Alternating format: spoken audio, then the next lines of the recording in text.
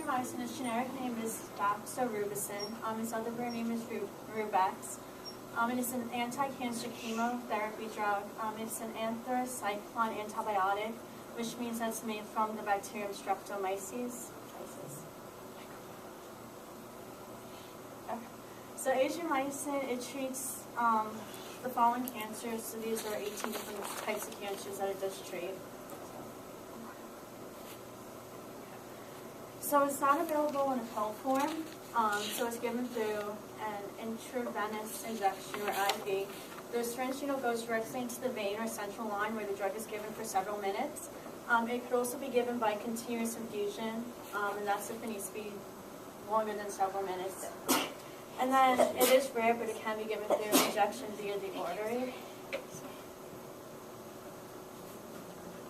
So Adriamycin is a vesicant, so that means that it's a chemical that, if it escapes the veins, it could cause tissue damage and blistering. So the nurse or doctor that administers Adriamycin is specially trained.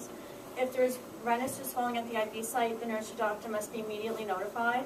The amount of Adriamycin received includes many factors such as height, weight, general health, other health problems, and type of cancer. So common side effects that occur in more than 30% of patients taking Adriamycin. So they include, so early, this is within 1 week after the sort of treatment, is pain when medication was administered, nausea or vomiting, and then later, so that's within 2 weeks after the sort of treatment, there's mouth sores or alopecia, which is loss of hair. There could also be low blood count.